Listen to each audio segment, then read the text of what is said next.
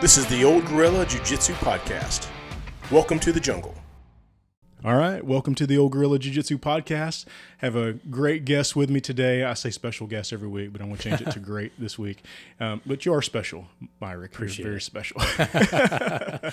So thanks for sitting down with me, man. Yeah, glad to be here. Yeah, Thanks for having me. How you doing? Get a little bit Pretty closer to that mic so you can Okay. hear, so we can hear you while we're recording. But yeah, that's the thing. If you haven't recorded or done any of this stuff before, the farther you away, you are away, the more echo you have. So I gotcha. You get Okay. close up. Yeah, I'll get there. You go. right Yeah. up and personal. You get that deep, sultry voice now. There you go. Sounds nice. So, Mike, you're a white belt in jiu-jitsu, I am. right? You just started a few months ago? It was the end, I think the last week of April is when I signed, or the second to last week of April that I signed my kids up for karate and then found out they could train jiu-jitsu simultaneously. So I was like, yeah, let's do that.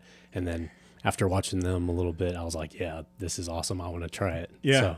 So you have a similar story to me and Saul and even Paul. You know, a lot of these guys, that are our age, right, starting jiu-jitsu later in life. Right. And then our kids get involved in karate, and then we start seeing jiu-jitsu, and we get our kids involved in jiu-jitsu, and next thing you know, we're sucked into jiu-jitsu, right? Right, absolutely. Yeah, and I've known about it a long time just through various people I follow on social media and whatnot, and it's always intrigued me just how intricate it is, and it's like human chess and just all the awesome things that are thrown out there as the popularity you see has really grown from various podcasters or social media influencers or various veterans that I follow, like Tim Kennedy or John Lavelle with Warrior Poet Society, if you're familiar with his stuff. I mean, tons of guys advocate for it, and I'm just like, I think there's really something to this because those guys are big on faith and family and training and bettering themselves. And I was like, man, if jiu-jitsu has all that in it, like, I want my kids to be involved in it. I want to get a piece of it. Yeah. Let's see what it's all about. So Absolutely. I mean, I follow the same guys, Jocko, Joe Rogan, John Lovell.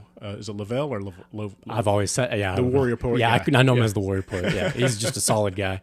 Yeah. Tim Kennedy, all those guys, I follow the same guys. And I think a lot of the guys that are our age, our demographic, right, they're doing jiu-jitsu, kind of following that same category. They're listening to the same people. They're trying to better themselves, right? I'm a business guy. I'm in medical sales. You're into sales as well. I don't know. It seems like a lot of guys kind of come from that same background. What do you think? Yeah, I agree. Yeah, I think it's just that thing of, like sales, like, sky's the limit, that if that spirit is about you, I think you're just always wanting to learn something else, add another skill to your tool belt and advance, whether that be through business, building your own portfolio of clients or physically getting more fit or challenging yourself just to different things and just to keep life entertaining and fun, like try new things. So it's awesome. So have you seen jiu-jitsu impact you as far as like the way that you work, and do you apply any of the principles of jiu-jitsu to your everyday job, or have you gotten to that point yet? Yeah, I guess I've just researched enough about it to know that it's not going to be a quick gratification thing. Like the society we live in today, everything's so quick to,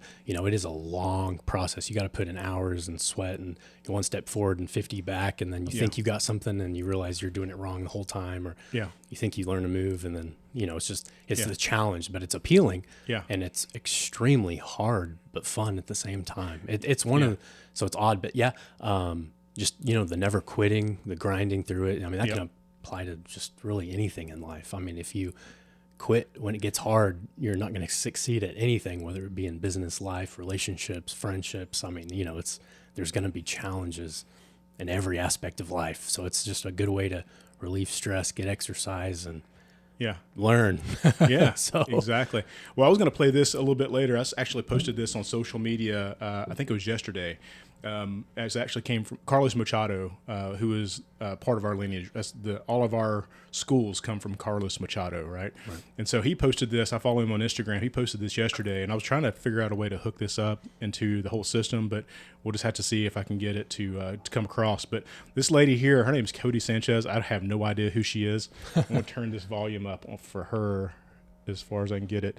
But it's talking about the shocking results of doing jiu-jitsu And it really is applying to like kids. So I'm going to play this real quick and see if we can hear it through the mics. A study across hundreds of boys who did jujitsu and a control group for those who didn't. The kids who did jujitsu for just 1 to 3 times a week for 45 minutes on average increased their self-control by double digits versus their peers. They stopped being easily distracted, focused more, they did what needed to be done, or what's called inhibitory control. In a world constantly trying to distract us, you do more BJJ, you can be more disciplined and hard to kill. And also, why that matters, I think, is because the more self-control or discipline you have, it turns out the more likely you are to be successful, according to most of the data. So maybe the thing to take away is that we put our kids in BJJ.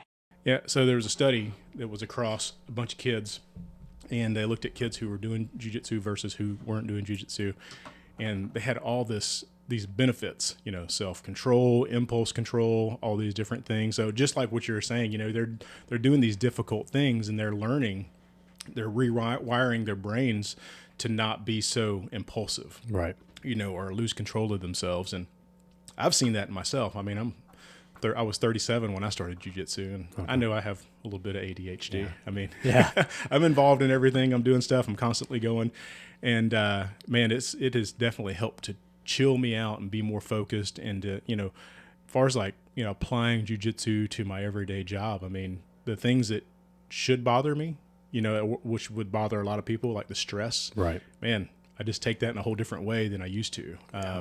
You know, And no one's on top of you trying to choke you out. Yeah. Just because they send a certain email or call or yeah.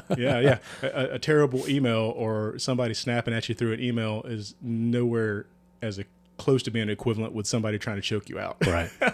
Outweighs you. Outweighs you and all that kind of stuff. So, crazy. yeah, I mean, going back to our kids, right? So you actually have Malachi join you on the mat. I think most of the classes that you go to, he's there, right? Yeah, most of the time. Well, in the summer, you know, that may change up a little bit, you know, when school starts back. But yeah, it's pretty awesome. I mean, TXBBA being able to, you know, have that family-friendly environment and bring your kids to train with you. I mean, it's pretty incredible to be able to do that. And usually there's other kids for them to, you know, roll with someone their size and stuff. Yeah, it's pretty awesome. But yeah, I mean, that is part of the reason as well is, you know, eventually when things start clicking for him as he matures and, you know, gets a lot of reps in and focus and, you know, matures a little bit, I think hopefully this stuff starts clicking, you know, even though, you know, he's, you know, in a very early stage of it, as am I.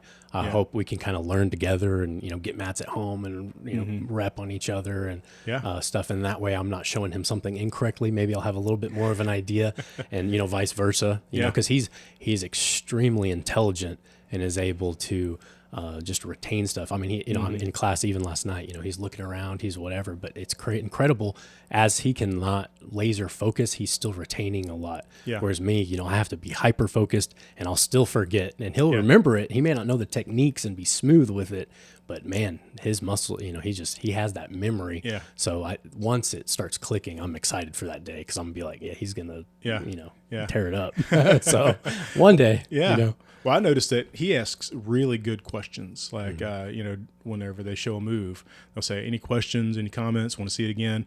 And Malachi frequently will raise his hand and ask a question that's very pertinent to what's going on and takes us down a little bit of different path to, you know, add a different detail or show the move just a little differently. Right. And so I think having that innate curiosity that these kids have, I think they see things that we may not see because we're focused on big picture. I think they're looking at some of the details in a different light.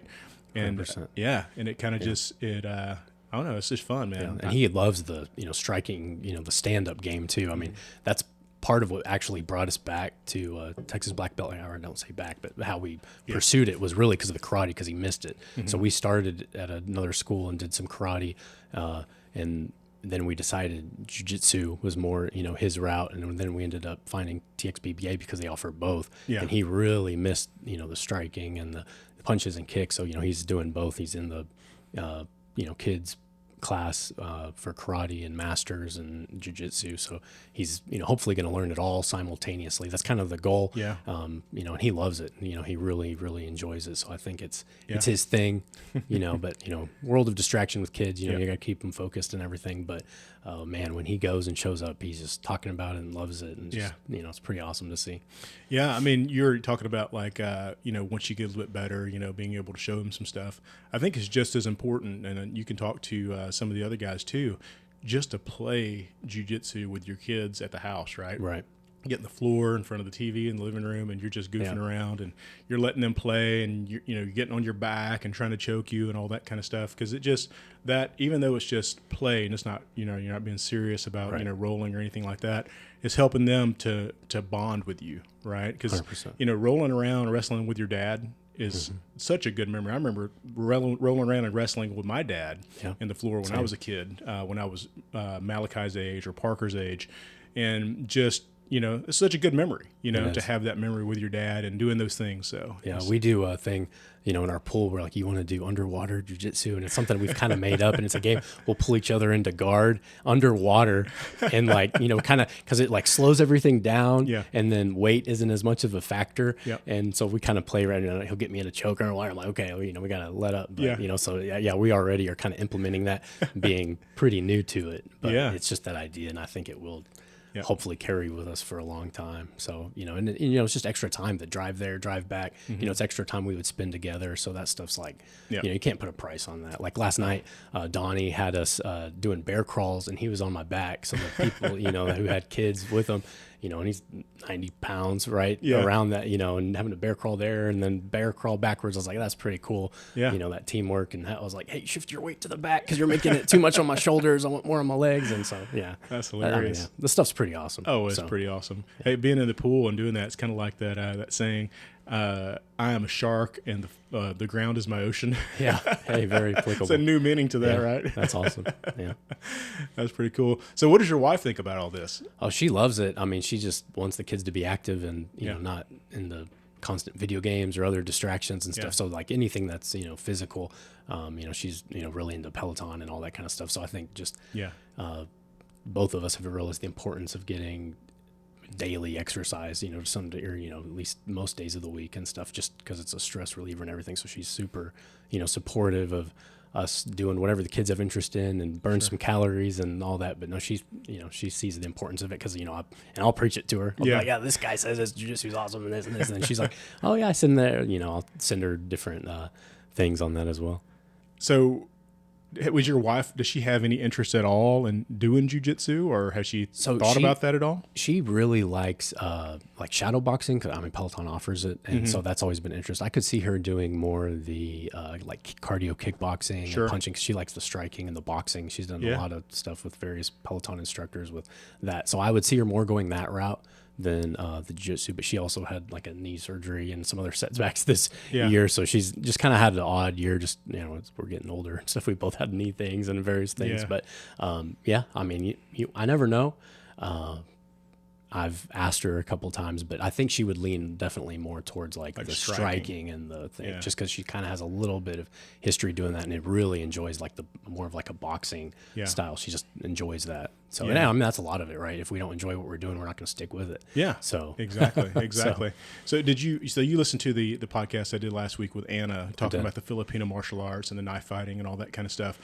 That's a big part of what I think about. I'm married or have a wife, and there's a lot of friends that are ladies that I think that should train so they can have some self-defense, right?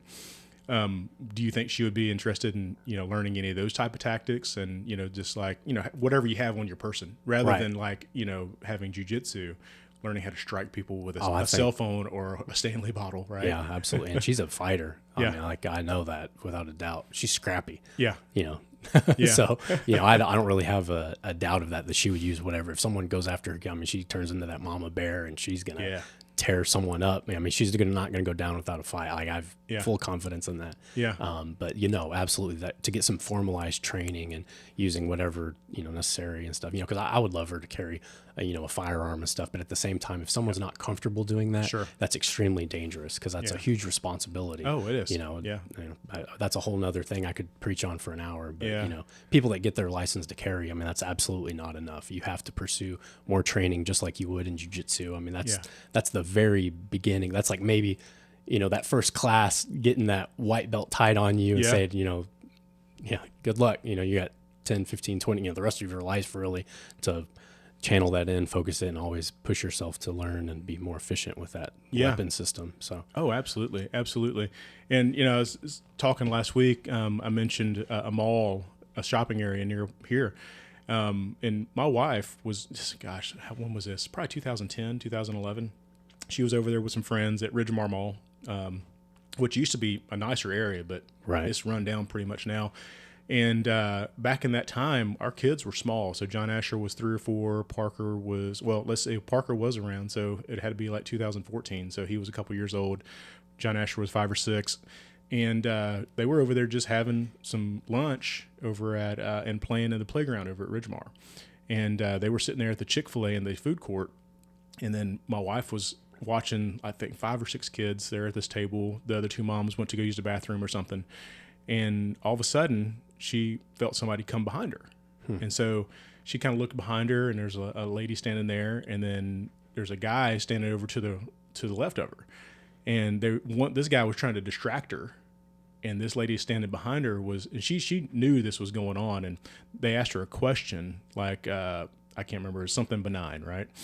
Trying to get her attention. Right. And my wife said, no, I don't have time for that right now. Because she had 6 kids, right? All these kids were like 5, 6, 7 years old and under, right? Wow.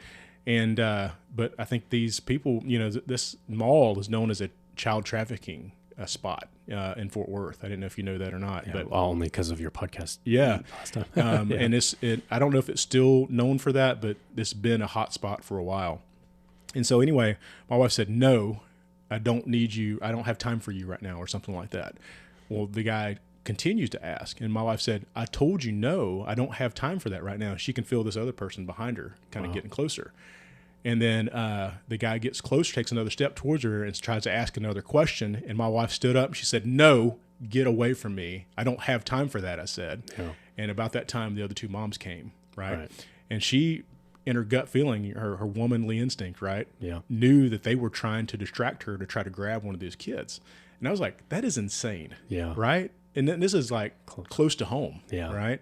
It's a horrible feeling. It's a horrible feeling. And so, I'll say all that to say, and I feel like I keep going back to this in this podcast, but protect yourself. Know how to do something. It didn't matter if you're carrying a gun or if you're carrying a knife or whatever. You got to know how to protect yourself against these crazy people that are out there. Yeah. And like you're saying, just because you have that, you need to train with that thing. Yeah. Right? You can't just carry a gun and have that false sense of protection, because you need to know how to use it and use it under stress and pressure, just like, in jiu-jitsu. If watch a YouTube video on how to do an arm bar, but you've never repped it. I mean, I've learned that firsthand. I can watch YouTube all day, and then I'll even watch, Donnie or someone, rep it right in front of me. And then when I'm doing the motion, it feels way different. But, it's the same with firearms, knives, whatever. Yeah. You need to really do that. And, luckily I've been able to train a lot with firearms through the opportunity for being involved in the safety and security team in my church. So they've put us through some phenomenal training, opened the doors to relationships with people that, do it for a living and at a really high level.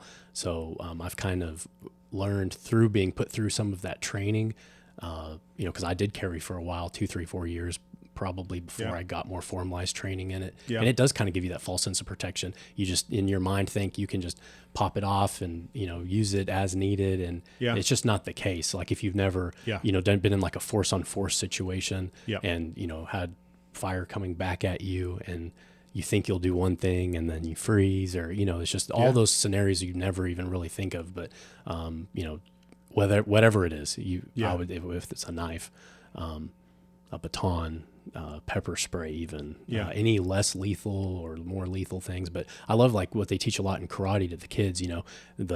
Obviously you want to avoid anything happening altogether. You know, Yeah. if you can get away, but the second they put hands on you, Yep. it's a game changer. That's right. And I think that's an incredible thing. And being vocal, like, Yeah. I mean, I've seen Landon do it several times, you know. Yeah. He's like, hey, come up here and throw a punch at me. And then right before the kid, you know, kind of rears back and is ready, he screams, you know, stop, or, you know, and it's like, you know, the kid just kind of freezes. But Yeah. I mean, instilling that in a child at such a young age, I mean, Yep. getting vocal and everything, you know, some of us do it naturally, but others don't think of that. So, Sure.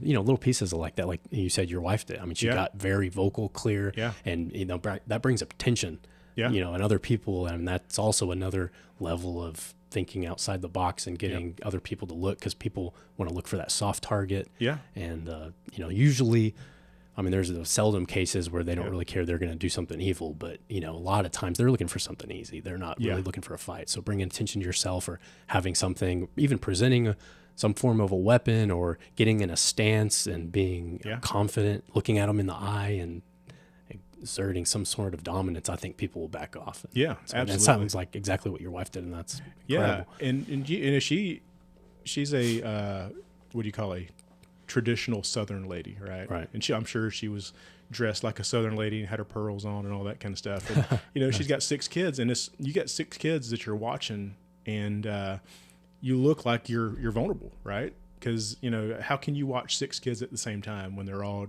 chit-chatting and yelling and screaming and throwing chicken nuggets at each other and all that kind of stuff? But her being aware of her situation and where she was at and what was going on, and know that person was behind her and this person was in front of her trying to divert her attention. And then her being able to use her voice, you know, to not only alert these people, leave me alone, but the people around her. Right. You know, that changes the whole situation. So like you're saying, there's training has to be had, right? You can't just wing it. Sometimes, like, some people are just wired differently, but in most cases you need to be. Yeah, and it doesn't hurt, because and under stress you resort to your level of training. I mean, a million people have said that, and it's so true. Like, you know, you have those moments and you think, you know, fight or flight kicks in, and, you know, you may freeze when you thought you're just going to be heroic and know exactly what to do, but sometimes the situation and it isn't exactly what you played out for it to go, and you have to be able to adapt and you know, make quick decisions and be ready to reap the consequences if you make mistakes. You know, there's just a lot to think about. And, you know, I would say, especially with, you know, firearms, you know, knowing your target, what's beyond your target, and all the kind of scenarios that, you know, you have a gun, if you decide to act, you know, people may not know your intentions. And I mean, there's just so many things to think about. Yeah. So, exactly. But I think I've been really drawn to, you know, that community, and I've had a lot of, I would say, you know, fairly high level of training in that, but, you know, a weakness is you can't always have a weapon everywhere, right? So I think that's where, like, jiu-jitsu really comes into play is, you know, airports, courthouses, inside schools and stuff like that. So, you know, I want a little bit of an edge to kind of up my game a little bit, be more well-rounded and harder to kill, so to speak. Yeah. You know, Like she was saying. Because it's definitely a weakness. You know, you think you have that false sense of security, and then, you know, I start rolling with a guy like you, and it was like, if we ever got in a street fight, I would need a weapon or I would die. I mean, that's just the reality of it. You know, I mean, you know, you have a lot, I mean, 7-8 years or so of, you know, jiu-jitsu, and that makes a phenomenal difference. It does. In doing that. And because you have strength and technique, there's, you know, Donnie always says, you know, technique beats strength, but if you have both, I mean, talk about hard to kill, you know, and then the guy like you has a firearm, you put that whole combination together, and it's just like, at least you have a really strong fighting chance. Your people should pick someone else. Exactly. I mean, and to that point, typically guys who are training jiu-jitsu or martial arts and things like that are not usually going to be an assaulter, right? Those are guys that, you know, they've been trained. They have that mentality of someone who trains martial arts, you know, and that's not somebody that's going to go out and try to start an altercation or be a part of an altercation. Those are people who are going to be the ones that are enforcing the stopping of that altercation. So, I mean, there's just a mindset that comes along with that as well. So, but so you're talking about your church.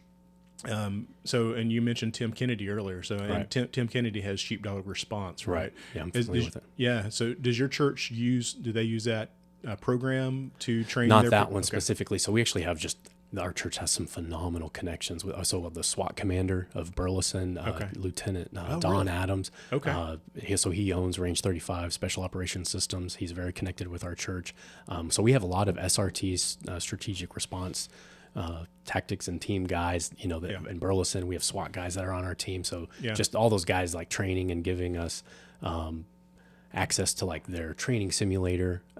They'll get us set up with like UTM round, you know, force on force things, just incredible training you'd never think just a random church security team would have. Yeah. We just get some amazing resources and phenomenal training. And it's not always just like active shooter stuff. You know, we do a lot of medical, you know, AED, stop the bleed. We run through scenarios, you know, and it's not always like a lethal force type situation, but it's things you need to, you know, child custody things or medical situations, you know, knowing the difference between someone having a, you know, going into cardiac arrest or maybe having a seizure, like, you know, things that you can deal with a lot in a large church setting. So, but yeah, mainly through connections that we have at the church. And then there's another guy that's really high in the private security sector, you know, does private details for, you know, all types of political figures and stuff. And Consolidated Training Group is another one that a lot of our guys go through the PPO, like a personal protection officer, level 4 security guard program. Wow. And he's the one that usually does those. And then we have access to the range. Our guys qualify every 3 months and they kind of put you through a test and stuff. Wow. But, you know, I've done through Consolidated Training Group, I've done the FBI qualification course. I've done various handgun deployment courses, range 35 kind of, you know, we have guys all different levels. Some guys have been training a really long time, but you start with the fundamentals and you kind of work your way up where you're getting into like 2-man room clearing tactics and single man, you know, and working with a team and, you know, angles, you know, in your, you know, sanctuary, you know, doing like L-shaped ambushes and like, you know, all that stuff. Because you have to think of, you know, people moving and screaming and just the absolute chaos it's going to be. But we usually have uniformed officers too.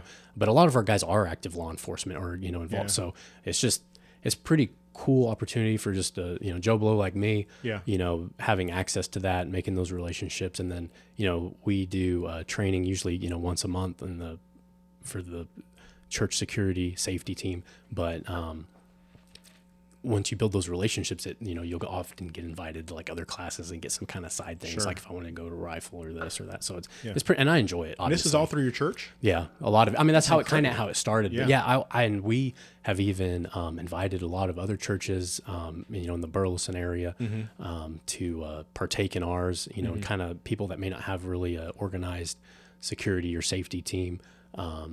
You know, we'll do like joint trainings and stuff and kind of open the doors to that and like let them come to some of our range days and stuff like that. But, that's, you know, really cool. It's very unique, I would think, the level of training that we go through. And it really is just because of the connections that the church has. Like, it's just opened a ton of doors and a lot of really awesome guys and relationships that'll just, you know, take the time to even, you know, like some of the guy, like I was at a range the other day and like the guy that founded the hostage rescue team for the FBI just, who's this guy waltzing up? And that's who he was, you know, and you're just like, this is incredible. He's worked like every major investigation and stuff like all over the US in the last 50 years, you know, and it's like, this dude's just like walking up and giving us pointers on the range. You know, it's just like, wow, how does that happen? You know, it's pretty cool. That is cool. So I obviously enjoy it. Like you know, I grew up overseas and my parents were career missionaries. Oh, really? Yeah. Okay. So I grew up, you know, the MK missionary kid life. You know, 3 different Central and South American countries.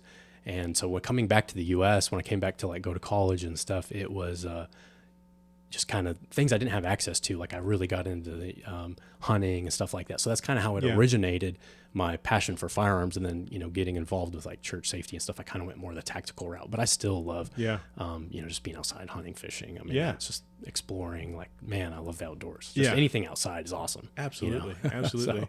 So are you involved in the implementation of these tactics at your church, or is this like, are you a trainer, in other words? No, I don't. Well, okay. I was looking at, the reason I asked is I was looking at your Instagram, and your Instagram has you like doing a lot of move and shoot type scenarios. Well, and that's another thing I would throw out there and stuff. But like, you know, people that, you know, LTC and all that, you know, shooting stationary targets and stuff. It's just not like, that's good to see where you are, make sure at least on paper, and that you can really fine tune it. But if you've never, you know, gone behind cover or vehicle CQB or like all these different scenarios and stuff, it changes. Like, you may think you're a decent shooter until you start moving and shooting and stuff. So but I don't necessarily train. I mean, maybe some of the new guys I would, but no, most of that's done by, the guys that like own the range and really have 20, 30 years of experience or do it for a living. Like I let those guys, I may help them just with like basic gear stuff. Like, you need a mag holder and like a quality holster that covers, the appropriate parts, like, your trigger guard, you don't want it exposed. Like, you don't want like a floppy leather holster. You want something that's molded for your gun, just like stuff,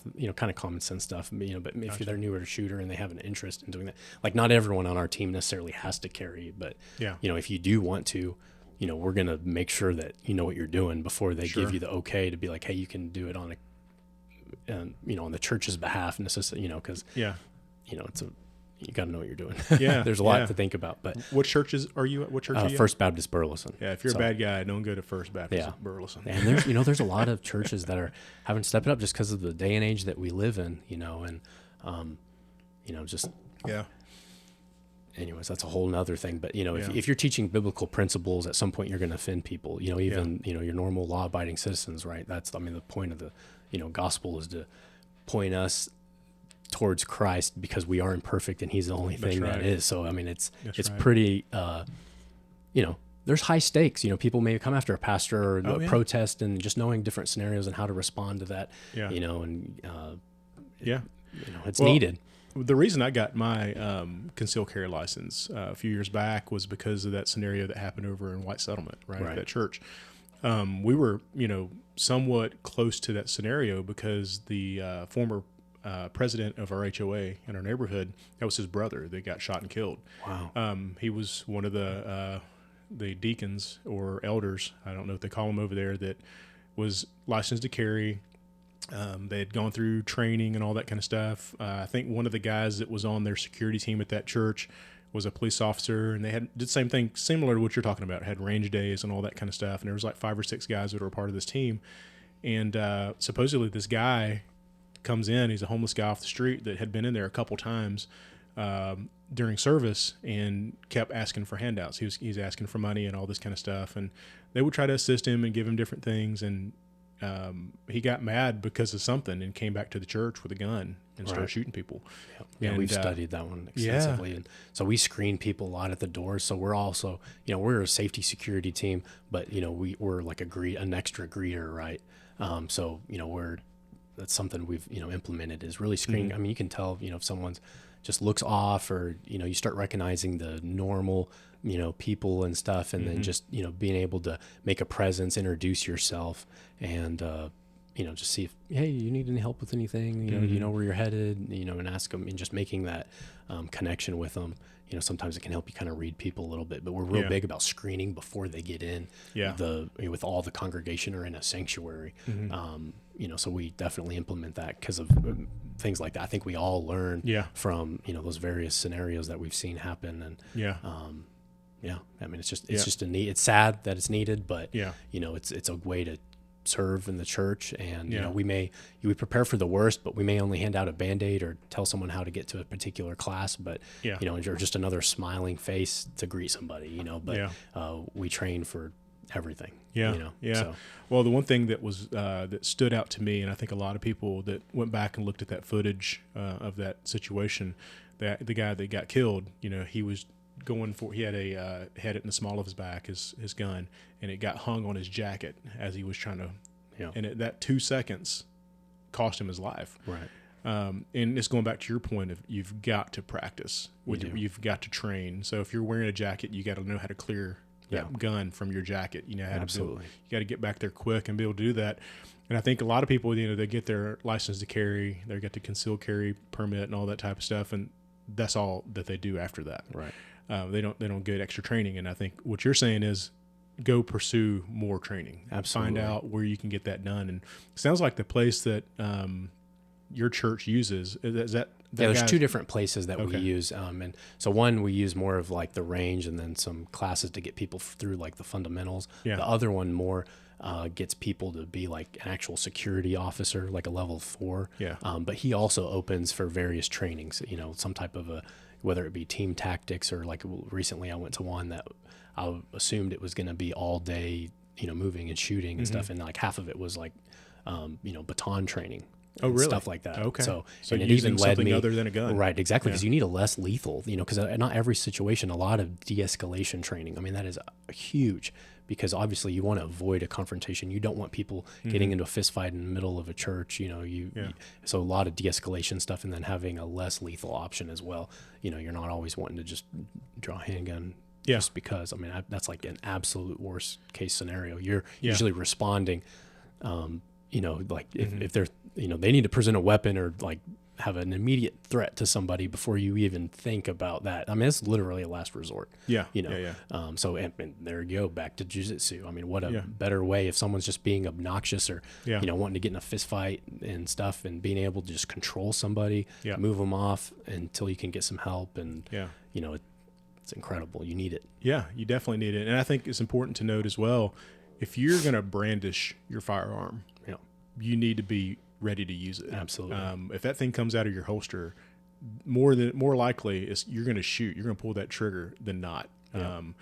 And I think having that less lethal option, like jiu-jitsu or Filipino martial arts or how to wield a baton or whatever you have that's less lethal, should always be first. And right? in it's way more likely you're going to use those skills than but that's not to take away from the importance of needing it. Because like I said, I mean, you think bad guy comes in, you're going to, pop them and everything, but okay, what about body armor? What about that? You need to be very, angles. There's going to be a lot of people running around, you may not have a clear shot. And the last thing you want to do is take out someone's wife, grandmother, sister, just in the chaos and commotion. So, there's just so much that goes into that. And it's and that's why the training, is incredibly important. And, it doesn't even have to be in a church aspect. You go into the movies with my family, Yeah. a lot of situations I laugh because I, constantly do remind my wife, I was like, this is relaxing and everything to you. And I'm like looking for exits. I'm looking at every door. I'm going through 100%. scenarios because I feel more vulnerable when I have my kids with it's just me. It's one thing. Yeah. It's like, if it's my time to go, I know where I'm going, so be it. But, I want to preserve life of the people around me. Absolutely. So, And I'm the same way. Even at work, they notice. So I'll travel with my team for work sometimes. And they noticed that I always have a particular place that I sit when I'm at, no matter which table we're at. I always have, and I'll move people around so I can sit in that spot. And usually it's the spot that I can see the door, right? Or the nearest egress, right? And so I'm watching the door for you. Thank you. No. But, and somebody asked me one time, they're like, John, why do you always sit there? And this person already knew the answer because her husband did the same thing. Right.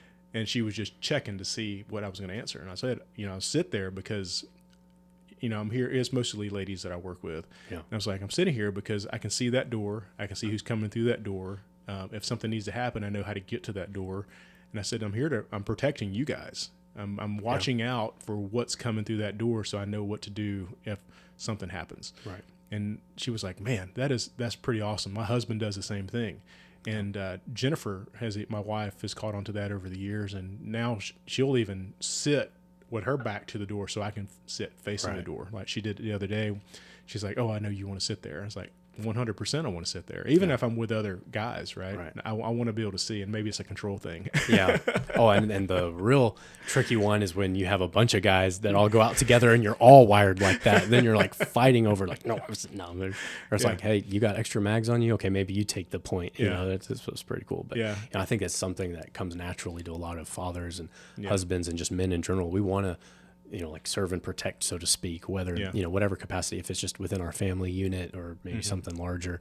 But it just comes natural. And I hope that's something that, my son picks up on and, not to say, women can't, 'cause some women are wired like that. But, absolutely. Everyone's made, for a different purpose and to serve. And, some, like my wife's incredible with, kids and that type of thing. And so, she serves in that capacity and I serve in one that I feel like I can contribute to the best and, it just works. Yeah, so it's absolutely. Pretty fun. Absolutely. So these places that you train for, firearms and, all this stuff that you do in the church, are they open to the public or do they partner with other churches or anything like that? So our church will put them on, a lot of times we'll ask those training just, through the connections that we have, it'll be geared towards like church security safety scenarios. Sure. But we do often invite other churches to come and participate.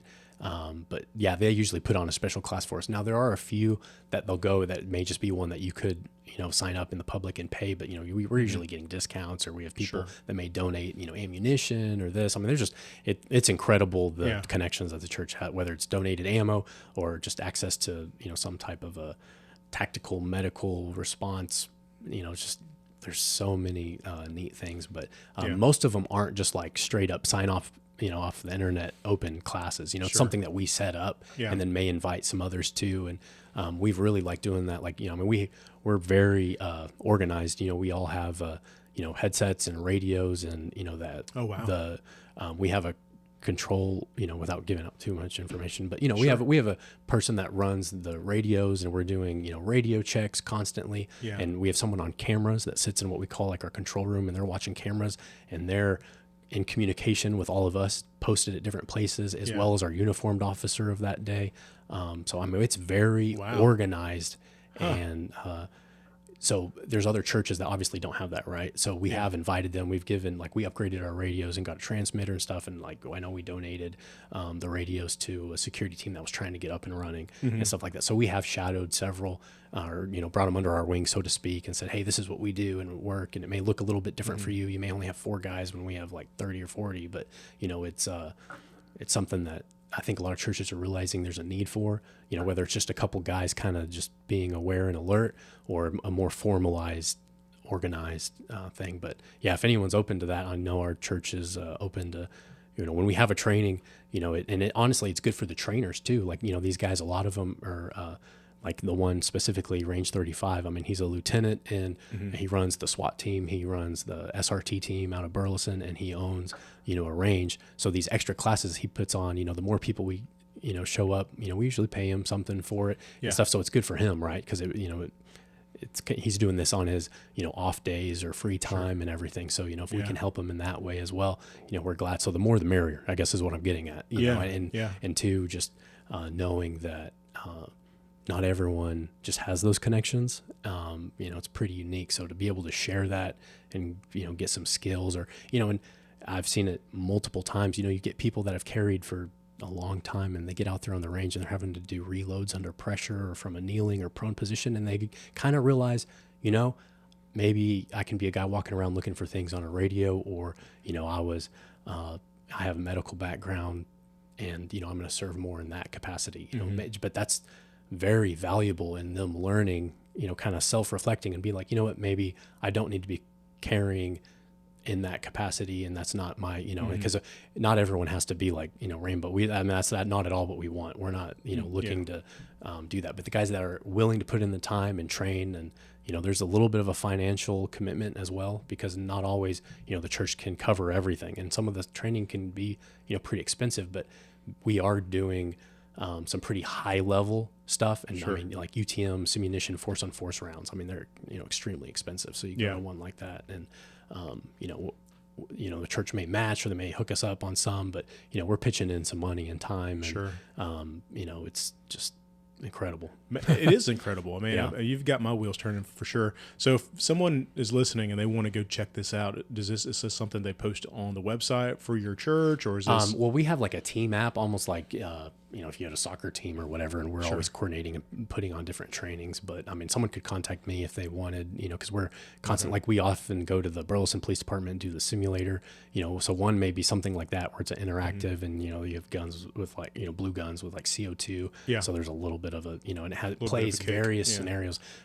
Sometimes it may be medical focused, and we'll have like the Burleson Fire Department come in, and they'll run us through AEDs and oxygen, and just various things to look for. So we do various forms of training, but if someone's looking for something specific, I could definitely be the point of contact on that. I'd love to make some connections and stuff with our chief security officers, what they call them, the CSO of our church, and if y'all want to join us for a training, I'm sure we could set that up. So what would be the best way to get a hold of you? Is that through Facebook or YouTube? Probably Facebook, Instagram. Okay. Yeah. Or, just, I guess, kind of depending on who it is. Yeah. Yeah. They're just a call, text. Okay. So Do you care if I put your links to your that's Facebook and Instagram? Yeah. Okay. Yeah, no problem. Yeah. Okay. So yeah, we'd be glad to do that. Cool. So was there something that got your church going down this path? Was there like an incident or something? Because I've talked to a lot of different guys. I have some guys out on the West Coast that are part of a thing called Sheepdog Response, but it's not the Tim Kennedy. It's a different sheepdog. It's specifically for churches. I know Tim Kennedy has his sheepdog training, which is also, they have a branch of it that's specifically for churches, but anyways, it's completely different. And there's some other guys here in town that I've talked to that have security forces within their church, but this seems like a whole nother level, right? I don't know how big First Baptist Burleson is, but it sounds like it's fairly large church. A pretty large. We have usually two services going on simultaneously in two different sanctuaries with Really? like a modern and a traditional. Okay. To kind of, because people have different worship styles. We have like the full choir, and then we have like the band. Yeah. On one side, so it's more modern, and then the other one's more of your like traditional. And same sermon, same overall message and stuff. But Sure. There's a lot of moving parts. So Sure. and then we have a Spanish congregation that also meets in one of the sanctuaries when there's another service. So when we have 4 services in any given Sunday. So and it's probably just because of the sheer size of your church, and that's the reason for all this organization. Right, and a lot of it. One of the consolidated training group, really both of them, but they have a lot of experience training people to do like personal protection. So we usually do put like a shadow or a detail on the pastor, just because usually if someone disagrees with, say, on abortion or just whatever stance, or they want to be offended, or just kind of keeping an eye on him. We usually have one person assigned, make sure he just gets back in his office or in his car, and just, because sometimes they're a target, and whether it's just something someone hears and they don't agree, that's who most people are going to pursue for the most part, if there's some type of odd, and some of it's even just making sure someone's not talking his ear off, because he's, want to make his rounds and be, a good, pastor to everyone. so like, there's a lot of stuff that goes into it. It's not always like, oh, we're looking out for the bad guy, there's just some practical things to do. Like I said, a lot of we end up being greeters, and that's a good day, right? We don't have to, no one fell, there's, no coffee spills, or, you're just kind of ready to serve in any capacity you can. And we're just, looking, and we're also very prepared for anything greater.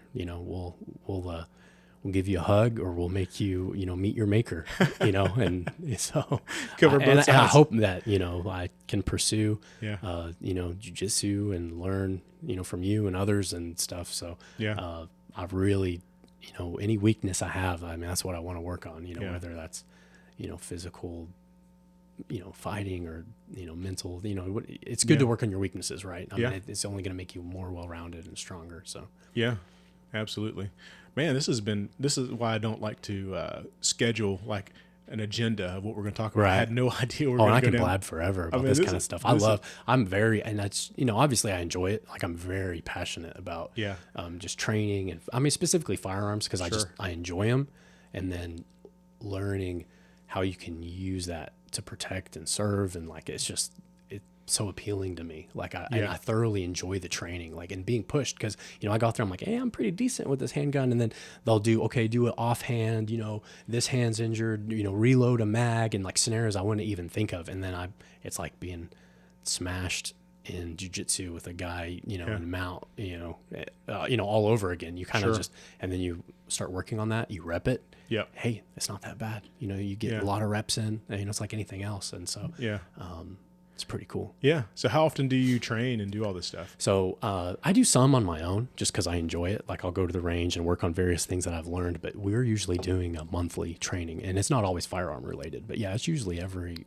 month. And then, we do like some sort of a qualification, I think about every 3, if you want to carry. And so, and some of us have been in it long enough where they, kind of know that, we're qualified, but I think the standard one that they normally run through is the same that like Burleson Police, implements, that they need to at least be able, to pass. And, it's just a little bit more advanced than the LTC. Yeah. You're drawing from, your holster, and there's reloads in there, and you may have some one-handed, offhand shooting, and, different positions and stuff like that. But, I've never really got into the, what do you call it? More the sport shooting aspect of it, though. I could see myself definitely doing that. Like more like the competitive shooting like at a 3-gun some point. type, Like a 3-gun or something. I've never formally done one, even though I've run courses and stuff with guys that have. So that's always in the back of my mind. But then again, like I think I kind of have that down a little bit enough where maybe my time is better spent in something like jiu-jitsu, because I feel like I can handle myself way more with a firearm than I can hand-to-hand combat, so to speak, because I have no like wrestling or anything background. So I did like maybe one semester of a martial art in college. When I was in South Carolina for a little while, I did some Kung Nu. It's a karate, boxing style thing. So, but very little. It wasn't. I think I went to like maybe one stripe or whatever promotion one time. So I wasn't in it very long, and I'm moved back to Texas and everything. So but I've always loved martial arts. Like I just think it's team sports are great and all, and some people really excel at it. But I just think a skill that you can pursue and work on for your entire life is so valuable. It's just 100%. Like basketball. I played tons of basketball, played football, played soccer, and all that. And it's like, what, unless I want to go have a pickup game, like I'm never going to be in the NBA. I'm not, so it's like, and I can't use any of that to really help anybody unless I want to maybe be a coach or something. Right. But man, jiu-jitsu, like you said, you're in an airport somewhere where you can't have a firearm, someone puts their hands on you or someone you care about. Just having that ability to do something, that is so valuable. Oh, absolutely. Or just being confident in yourself that you can at least have a little bit more of a fighting chance to help. So exactly. And my wife has told me this before, that and I always thought that I would be capable of taking care of my family before I was training jiu-jitsu, but the reality is I had no idea. If something was to go down, all I was going to resort to was me wrestling in the backyard with my buddies when I was a kid. Right. And the occasional fist fight that I got into, like 2 or 3 times when I was growing up, which was nothing, it was just kids. Right. So all you guys out there that think you can fight, you probably can't fight. Well, you taught me that real quick. Trust me. Very first time I was like, I remember asking you, like, so we're just kind of rolling for like positions. You're like, no, I'm going to submit you. And I was like, 3 seconds later, I'm like, oh yeah, this is going to be real fun. And my eyes are just like, oh yeah, you gave me a real good taste for what to expect. I mean, you still do, but it's good. Like, you always say on your podcast, I was going to bring this up at some point. You're always like, oh, I'm a mediocre purple belt. And I was like, man, I remember those King of the Mat sessions. I think you're a little better than mediocre. I mean, I appreciate it. So I think you've really fine-tuned it. So on purple belt, that's an achievement. Quite a bit, and I mean, you've also led some classes, and I think you are a very good instructor, coach, whatever you want to call it as well. Because I feel like I remember you teaching some escapes and stuff that have really stuck with me and stuff. So I think you may not even realize that, or maybe you do, but like you're also a very good teacher of jiu-jitsu. So that's my reminder to go to class if I can. Well, I mean, we've been going at this for right at 52 minutes. So nice. So just close to an hour. And I used to try to keep these around an hour. But I appreciate that, man. There's guys out there that are way better than me. I mean, I'm just trying to do what I love and spread whatever knowledge I can spread, right? And that's the reason I do this podcast. That's why I put these videos out on YouTube. I mean, there's a lot better people out there, but I want to pass down what knowledge I can to whoever I can. So cool. Appreciate it. This new white belt means a lot. Love to learn. Hey, man. And like you said, your alarm was going off. It's our lunchtime jiu-jitsu class is starting here pretty soon. So I think this is a good time to wrap it up. But man, like I said, I mean, this is the reason I don't like to plan what I'm going to talk about with these podcasts. I had no idea that this was going to go down the trail that we went down, which was completely amazing. It's of utmost importance to make sure not only you're trained for yourself, but if you have a wife or if you're a lady out there, make sure you're trained to defend yourself, whether that's with a gun or knife or the corner of your phone or your Stanley mug or whatever, jiu-jitsu, whatever. I mean, you need to be trained. Your kids 100%. Need to be trained. Both my boys are in jiu-jitsu and they're getting trained. Your son's in jiu-jitsu. You have a daughter too, right? She's in the karate right now. She's in karate. Well, she's only able to do the little dragons for now due to her age, but hopefully she'll be able to get a little more involved, this next year when she turns 6. I think they kind of open the door for a little more things, so I think she's technically already in the master's thing because of the family plan or whatever, but Yeah. So she'll probably do a little bit more, but at the same time, I want to make sure there's a level and enjoyment. So we're still kind of feeling around. I think so far she absolutely loves it, but as a, having a daughter, of course, that's important as well as, I'm like, Malachi, you better learn this stuff because you're going to protect your sister, and all that. And, because I may not always be there, but being at least for a few years in the same schools and stuff like that. Yeah. So, just 100%. so valuable. And her being able to defend herself too. I mean, she's scrappy. She gets it from her mom, so I have no, question that, if she's able to learn some skill, fine tune it, even starting at such a young age. I mean, that's the incredible thing, right, about kids. Like even, my son being 9, some people start younger and stuff, but man, you do something for the next 20 years, you're going to have such an edge on our kids people. are going to kill us. I know. And that's really what I want. I want them to absolutely be able to just throw me around like a rag doll. That would make my day. Like, one day. Yeah. I hope I'm in my 70s and I'm rolling with my grandkids. Yeah. That'd be sweet. That'd be so cool. Yeah. But I mean, ladies, well, there's a ladies only jiu-jitsu class starting with Professor Selena Bador. It's actually tomorrow night, Wednesday night. Awesome. The podcast won't be out until after that. But ladies, check it out. I'm sure there's going to be more of them. So go check out the ladies only jiu-jitsu class at Texas Black Belt Academy here in Fort Worth. So Selena's awesome. Yeah. Very good. Like you said, I mean, we have the most valuable thing that we can have is these great instructors with a great heart that are followers of Jesus that just love what they do. And so Absolutely. Selena is one of those. And so I trust my wife with her. I trust my family with her and the rest of the Badors and everybody else at TXBBA in Fort Worth. So go check out the women's only jiu-jitsu class. It is invaluable. Definitely worth your time. Yeah, for sure. And, just be ready for whatever, you kids out there that are doing jiu-jitsu, protect yourself, protect your siblings, protect your family, but protect each other. I mean, there's so much bullying and trash that's going on in this world. So be an advocate and stand up for people who are less than and can't protect themselves. That's awesome. Yes. Yeah, 100%. So anyway, enough of that. Yeah. We'll do this again because this was awesome. This was really cool. So I'll put your contact information for Facebook and Instagram in the show notes, so you'll have that.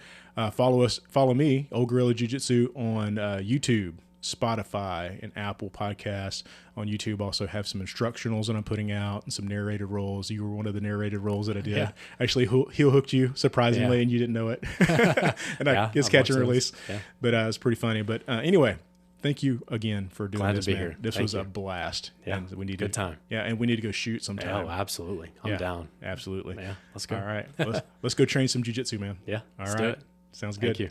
Old Gorilla out.